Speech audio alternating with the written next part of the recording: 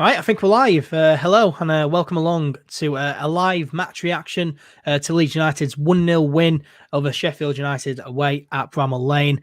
They left it late, but they got the 3 points in the end, the first away win of the season in what was the first Yorkshire derby in the Premier League for over 19 years. We are live on YouTube and Facebook, so make sure to get your comments and thoughts of the game into the comment section, like the video as well, share it around, and also drop us a follow as well. But I'm NkGhTg, and joining me remotely, of course, is Kev Markey. Kev, how are you? I'm fine. Yeah, like you say, it's even better when you get a nice victory like that against your rivals, so to say, down the motorway. But yeah, great performance, obviously, and a nice 3 points, first away win of the season, and a nice clean sheet to boot as well. Yeah, it was a very lovely win, and it was a pretty good game as well. To say that the goal came late, came on the 88th minute. For 0-0, if it was going to finish 0-0, it was still a very good game, wasn't it, Kev? As 0-0s go, it was obviously very competitive, but there were quite a few chances created. I mean, Melier was in outstanding form, and to be fair, Ramsdale pulled off some good saves as well. So, yeah, as 0-0s go, I mean, I think it would have been the first 0-0 out of 22 games so far in the Premier League, so it would have been unfortunate if it had been 0-0, but thankfully there was a goal, and thankfully we're the ones that bagged it in the end. Yeah, 100%. See, as I mentioned, the goal came on the 88th minute. Jack Harrison on the left, whipping ball into Patrick Bamford, who headed it in. Bamford getting his third goal in 3 games this season. He's on fire, Kev, is Patrick Bamford. Literally on fire, yeah. He's, I think he's the first Leeds player since Mick Jones back in late 68, 69 to score in the first 3 obviously top league I'm talking about now, the first 3 games of the season. So he's in good, he's in good company there with Mick Jones, a former Sheffield United player that we bought, obviously, that had a great career and front partnership with Owen Clark over the years. So yeah, Bamford's looking, everybody thought, can he play in the Premier League? Will he be any good? Will he score any goals? And he's been involved in all the good things that have happened to us so far. Even get the penalty last week. He doesn't take penalties anymore. Otherwise, he would obviously be on 4 goals. But fair play to the guy. He's started the season, and everybody's they'll call him Hat-Trick Bamford, I think, before the game today. if he, not to score a hat trick, but to get his 3rd goal in 3 games. So yeah. Hat-Trick Bamford could be the headlines tomorrow. Yeah. You mentioned that, last season, he could barely score last season, could Patrick Bamford. Got a lot of criticism, but 3 goals this season. Are you surprised that he's doing this well? Very surprised, really, because I shouldn't be, really, because, his pedigree is good. Obviously, he's played in the Premier League before, and he didn't do much. I think he only got a couple of goals, I think. Middlesbrough, or another team he might have been with. He's had a few teams over the years. But I think he's being given a bit more space. In the Premier League, you're allowed a bit more space. You haven't got, defenders on your back literally all the time. So, and who'd have thought that he'd had this? I'm talking about space. This pace he had last week when he created that goal for Costa, and today when he created a chance for himself as well, and he looked like he might have scored, but Ramsdale pulled off a good save. But that shows you that he's showing his quality a bit more, because he's providing a lot of space for himself to get these chances. So yeah, I mean, we haven't really got another striker sort of in his mould where you'd expect somebody to score week in, week out. I mean, Roberts is not really a striker, and Rodrigo, even though we bought him as a striker, he does play in other positions as well. But he's the out and out striker, is Bamford, and I think you don't want to put any dampeners on it, but if he keeps going like this, he's going to be looked at by a lot of other clubs in the Premier League as well at this rate. Yeah. Even though I am slightly surprised he's got to such a good start, I'm not really surprised that he's got those goals in those 3 games, because he's played really well, to be fair. Yeah. And somebody was saying on Twitter, "Oh, get Bamford off at half time, put Rodrigo on." And, but you can do things a bit too hastily or too early sometimes with Bamford. You've got to give him a lot of time to create chances. And obviously the ball from Harrison was absolute class, and it's a shame he can't play next week against his parent club, really, because we'll probably miss him next week. Yeah, but he gives somebody else a chance, I suppose. Yeah, And I mean, to be fair, well, against Manchester City, I don't think, no matter what team we put out, we probably will still lose the game, to be fair. Yeah, that's what I thought against Liverpool. Everybody really expected us to lose, but the nice surprise about it was we scored 3 goals and we were very competitive right up to the last couple of minutes when we gave away a penalty. So if we can do that, show that same competitiveness again next week, we may lose the game. Yeah, because Man City are one of the best club sides in the world at the moment by a long distance. But if we play as well as we've been playing the last 3 games, you never know. We might pull off, get something from it. But I think the important thing was to get a result against Fulham and a result against Sheffield United, because I think they're the teams that we're going to be competing with this season to get a good position. We're not going to be competing with Liverpool, Man City to get in to win the Championship and to get into the Champions League. I don't think so. Knowing Leeds, Bielsa might have other thoughts, but as a Leeds fan for a long time now, I think you just need to stabilise your position in that first season. And we're doing that with aplomb at the moment because we've got the 2 results that we needed to get. Yeah, definitely. I mean, going into this, would you have said that the game was the must-win? Because I certainly think last week against Fulham, it was a must-win. I think these are the games, the winnable games, you need to pick up points, because realistically, our goal is to stay up in the Premier League. We're a newly promoted side. The goal is to remain in the Premier League. So we need to pick up points where we can. And against teams like Sheffield United, like Fulham, they are winnable. And I'd certainly said that the must-win game. So would you say it was a must-win game heading into today's game? Fulham was a must-win. We had to get something from that. People were saying the points enough, it gets us off the mark, but we really needed 3 points. I would have been happy with a point today at Sheffield United. Yeah. It's a tough place to go. But funnily enough, they got to a bit of a bad start this season. It's not like them. Well, they have got off to bad starts before, but they have scored goals or got a draw here and there, but very surprising that then got a victory yet this season. They haven't scored a single goal yet this season. They're the Premier League team this season to not score yet. And when Meslier made those 2 worldly saves, the world-class saves, those saves he made in the first half, you must have thought it's not going to be our day again. And really pleased for the guy, actually, Meslier, because took a bit of stick, really, for the goals he conceded against, mainly against Fulham, I suppose, for his position in that. But he proved a point today that, even though he's only 20, and you can see why he's number 1, because, he's a young lad and he's got loads of confidence, spraying the ball back from the back. And I'm really pleased. I think he must be the man of the match today for those saves, just for those saves, really. I would say. 100%. Yeah, Elan Meslier, I thought was outstanding today. He was really, really outstanding. And it's so weird because not many Premier League teams start a goalkeeper who they only got for £5 million. And we are. And Elan Meslier as well, 20 years old. He's probably one of the youngest starting goalkeepers in the Premier League. And he looks younger than as well. Yeah, he does. He looks about 12 years old, but but he is very tall though. He's got the build for a goalkeeper, and he's very good for 20-year-olds. Yeah, he's so good. And I've said it before. I think Meslier will be one of the best goalkeepers in a few years. In the world, because he is only 20 years old, and he is that good. He's maybe got a few areas of his game to improve. I think we saw that last week against Fulham. I think from set pieces, I think from set pieces, positionally, I think he can improve on. But I mean, today he certainly showed that he's good at shot stopping. As you mentioned, the 2 chances Sheffield United had in that first half with Landstrom and Baldock, world-class saves, keeping Leeds in it. And I was so surprised that it was 0-0 because I thought we were probably the better team during the game. Although Sheffield United did grow into it, but I was surprised that we weren't, a few goals down at half time. But Elan Meslier kept us in it, didn't he?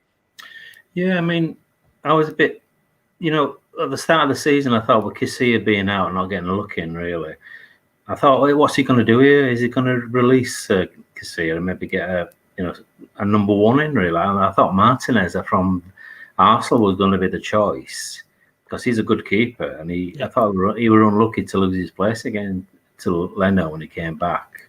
I thought he's Argentinian as well, Obviously, you can't put 2 and 2 together with Bielsa, but I thought he was looking at him. There were a few newspaper reports that Martinez was being linked, but it cost a hell of a lot of money for Villa to get him. They're on 20 million quid for a second choice keeper, but he is a good goalkeeper. So I thought, is he going to look for somebody to come in to be a real number 1, or is he going to stick with the young lad Meslier? And after today, you got to say, well, he knows better than anybody. What he wants to do. And fair play to him. I don't know what Kissier's future is at Leeds. I know he's out injured at the moment, but I don't think he's going to get into the side. What if, especially if Meslier keeps producing these, saves? Hopefully, you don't want to be seen doing it every week. You want him to have a quiet week. Yeah. But he kept a clean sheet, made 2 worldly saves, kept us in the game really at 0-0.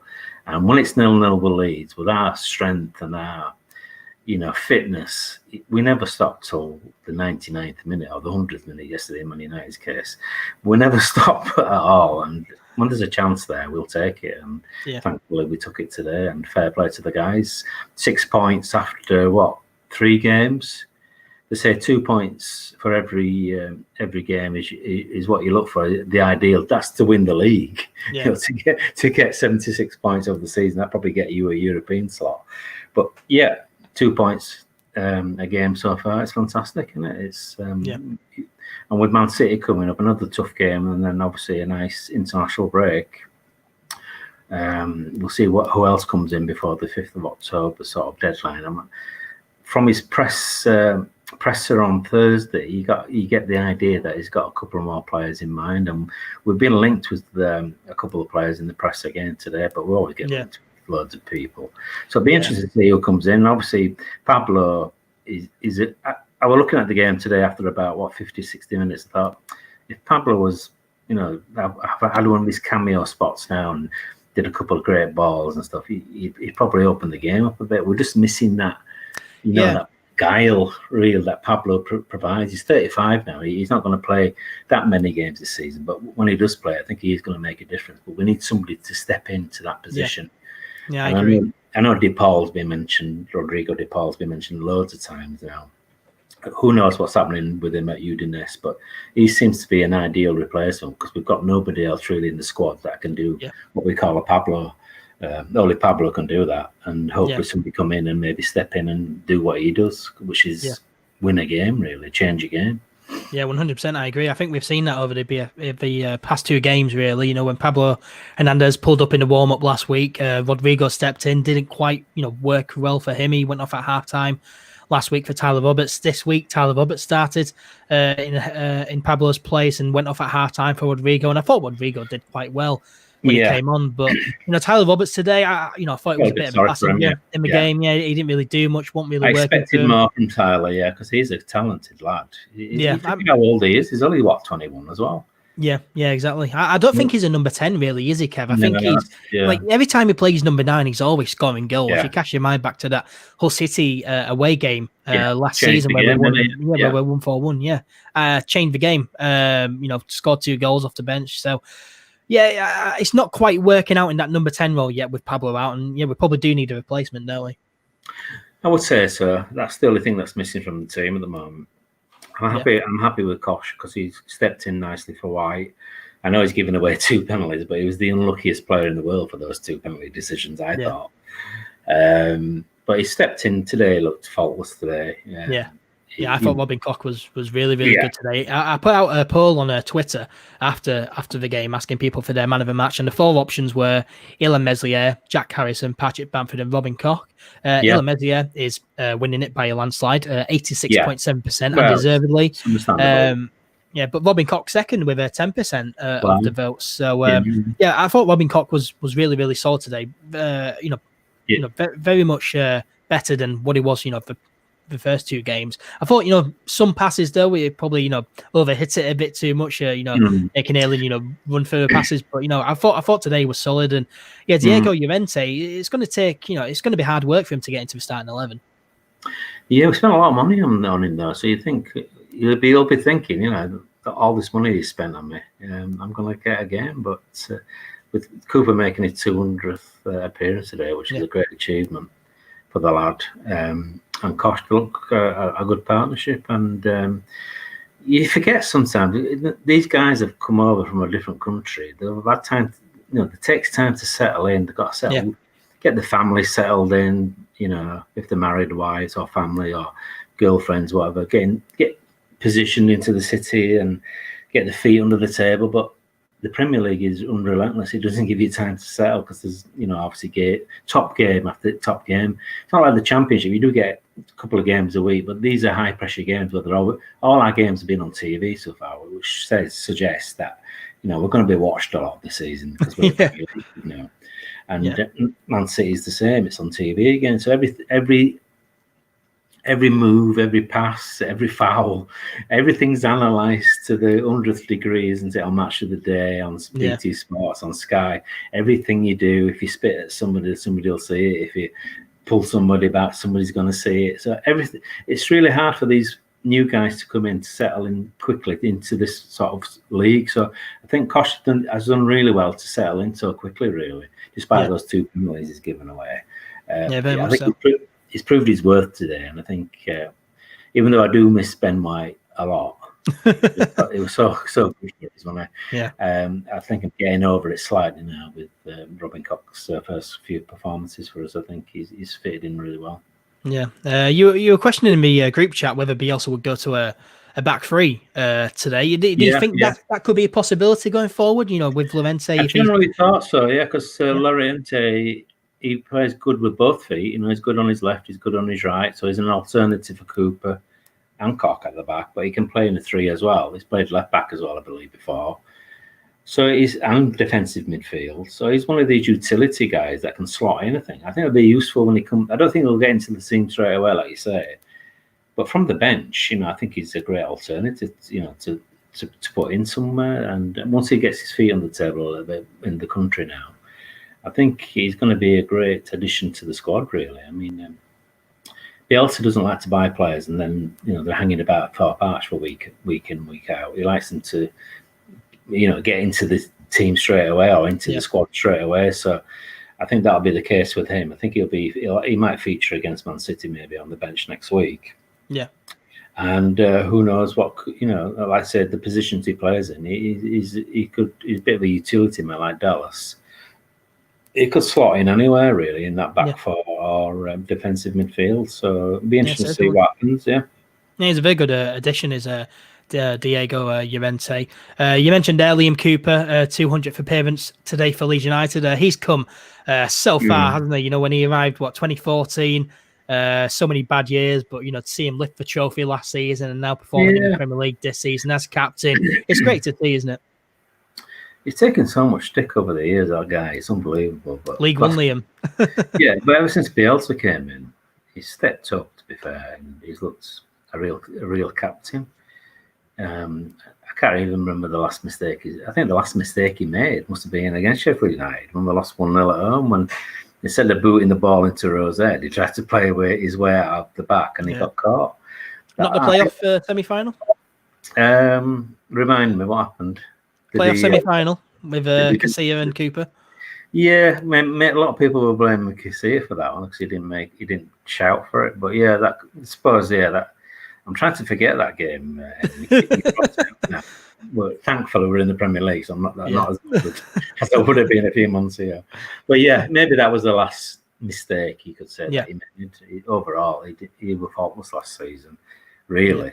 The only thing with Liam, he does get the odd sort of injury now and again, so maybe that's why he's bought Llorente in a bit, maybe just to, maybe so he can step in if Cooper misses, like playing for Scotland as well. That's where he picked up his injury. If he's going to be playing international football, that could happen, and Llorente is ready to step in to make it a European centre back partnership, isn't it? So interesting. So I think you've got to have a couple of positions for a couple of people or players for every position. I think that's what. Exactly. Of course, we've got Pascal Struijk as well, who did well against Liverpool when he started. As well. Yeah, stepped up that guy. Yeah, so he's a good addition as well. Another thing to go over, Rodrigo went off in the second half, even though he was subbed on at half-time, got subbed off Faleiovski. Now, we've seen this before under Bielsa. It didn't look like an injury, so hopefully it's not an injury. We will have to wait and see on that one. Been killing time a little bit, I suppose, and Rodrigo, maybe he's not 100% match fit at the moment. Even Bamford said he was blowing a bit after first 20-30 minutes of each game so far. So I don't think all the team is up to Bielsa. You could say the Bielsa quality at the moment. it'll take a few more games. So I think Rodrigo's the same, really. So it'll be in that, and to give him a bit of a break and maybe to kill a bit of time. Yeah, and probably annoy Sheffield United as well. When they're 1-0 down in added time and they see Alioski coming on, the absolute madman Alioski coming on, that's probably wound them up a bit. Nobody knows what he's going to do they? That's the thing. Yeah, he just I runs don't about, even know what position he plays. Yeah, neither do I. He just goes on plays anywhere. Does Alioski? Hopefully we haven't lost Kev. I think his connection's a bit. It tells him. No, I can still see you. Are you getting into it? Yeah. I think he just sends him on and says, "Just make a nuisance of yourself," and he does. So. Yeah, that's how just got to wind him up, just run about. Yeah, but yeah, Rodrigo. Hopefully he does. He's not injured, and he does go up to full fitness. I don't know if you saw Bamford's interview after the game, but he was blowing heavily. So they're all getting used to the Premier League and the speed of the Premier League. And Bamford as well. During the interview, he said that each time Meslier made a save, the Sheffield United players were turning at him and saying, "Who's this guy? Who's this kid?" So that speaks volumes of Meslier. I missed it, but did Meslier get the man of the match from the BT Sport guys? Or I missed it as well. I didn't see that. I think. It was Meslier. Yeah, Matt Manaman gives them the co-commentator. I think he mentioned 4 minutes from time. Probably made a good choice there. Yeah. Yeah, definitely. I think. But obviously, you think about Bamford, he's the guy that got the winner, so he's going to get all the headlines. But we know what happened over the 90 minutes, and we know he kept us in the game with those two. They weren't normal saves. They were absolute. I mean, I would turn it away when Lundstrom was. So, which spot is he going to pick? All he had to do was tap it in, really. Yeah. And he just pulled off a fantastic save. What can you say? He did. Yeah. Was Meslier the man of the match for you? For me, he was. Yeah. I think he just edged it with those two saves. Like I said, there's a few players that you could have picked. Koch had a good game. Obviously, Bamford for his goal. Harrison for the ball, for the goal, and everything else he did on the pitch. Costa had another good game, I thought. He had a couple of good shots on target. There was an abundance. Dallas could have scored as well. Yeah, he played well. Ian Poveda as well. Poveda, when he came off the bench, 20-year-old. Poveda is so full of confidence, isn't he? Yeah, he might get a chance against his old club on Saturday, Man City, to prove a point. So he's full of confidence as a lad. So you like to see that in a young lad. Mesli's got an abundance of confidence. So I mean, why not? I mean, we're in a good position. We've got off to a decent start. We've lost to Liverpool. Nobody thought we'd do anything there anyway. And we got 6 points against Fulham and Sheffield, which are the teams that we should be getting points from. So long may it continue. Yeah, definitely. Yeah, 3 more points today, 6 points overall. We are 6th in the league, in the Premier League. We are in the top 6. So, you were saying earlier, Kev, we're not challenging for the top 4. We maybe, we are 6th in the league, but it's probably going to change later on to change. But we move on to Manchester City at home at Ellen Road next Saturday. 5:30 p.m. kickoff. Gutted that I can't be there to not only watch a good game between Bielsa and Pep Guardiola, but also see some world-class players at Ellen Road. For once. That's the unfortunate thing, isn't it? Last game we had was Huddersfield, 2-0. You never thought this would happen back in March, did you? Now we've got a chance to see all these big stars that are on TV all the time, and we're just missing out. Yeah, it's unfortunate. But what are your thoughts going into the Manchester City game? Are you do you think we'll probably get battered in this game? Because I certainly do. The only saving grace for me is that, I don't expect us to, get a great result. But the only thing that I think about, Man City are suffering a little bit with injuries at the moment, would you believe? I'd be interested to see, have they got their game today? Are they playing today, I believe? Yeah. It'd be interesting to see what team he puts out today, really. I know Harrison can't play this week because it's his parent club, so we're going to miss him. But he gives somebody else a chance to prove their worth. I'm sure he'll have that in mind. We might have a new player in by then, you don't know. Let's talk about Dan James coming from Man United, and he was left out of the squad yesterday. There's still talk about Ryan Kent from Rangers. And today we were linked with Noel Cantwell from Norwich City. So on top of that, and Todd Cantwell, I'm thinking about I'm sure his dad's called Noel. On top of DePaul and the guy from the Dutch league. Kirk, I think, is called. He's possibly one of the fastest wingers in the Dutch league. To talk about a move for him as well. So with Leeds, we get linked with everybody, don't we? It'd be interesting to see what happens before the 5th of October. But I'm sure we'll put out a decent team. Second home game of the season. I'm sure we'll give them a good game as well. Yeah. But I don't expect us to batter them. No, we'll probably lose against Manchester City. I do think we are coming up to the end of the live stream. Thank you everyone for joining. By the way, Birdie in the comments says, "Good game, lads." I'd imagine that he's a Sheffield United supporter because he's got red in his logo simply. But Kev, we'll finish off with this. So, where do you think Leeds United will finish this season? What's your prediction? Do you think we'll be in the top 6, in the top half, or mid-table, or do you think we'll just survive? What's your prediction? Realistically, I think 12. That'd be enough to build on for next season. Be nice to finish where we are at the moment, but realistically, it's going to happen. So, get other players looking at us thinking, Leeds United look a good, nice team to play for. I want to play for Bielsa in the Premier League, and get some more competition going for players to get into the squad. And obviously, we've got to mention as well, it'll be this sort of pupil against to see what he's learned from. It'd be nice to see maybe teach him a lesson as well. So exciting wins when they come. We did with Liverpool. But as long as we play as well as we have done in the first 3 games, I think we won't be far away at top 12 position, which will be good for next season. Yeah.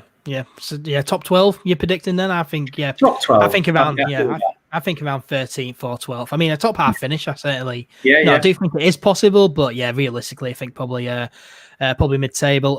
Bremner's Ghost on YouTube here says pre-season I predicted us finishing 8th. What do you predict now, Bremner's Ghost? Let us know before we finish now. But we'll wrap it up there, Kev. 1-0 win to Leeds United today, the second win of the season, first away win of the season, 6 points on the board. So good win for Leeds United today away at Sheffield United. But Kev, thank you very much for joining me. Cheers, Ed. Great to be on, chatting to you again. And as they all say, on and on and on. On and on and on. Yes, very good to see you again, Kev. Make sure to go follow Kev on Twitter. His handle's right on screen, and go check out his website as well. Leeds United Mad. John North, finally, before we go, says, "Good Leeds will play against Sheffield United today.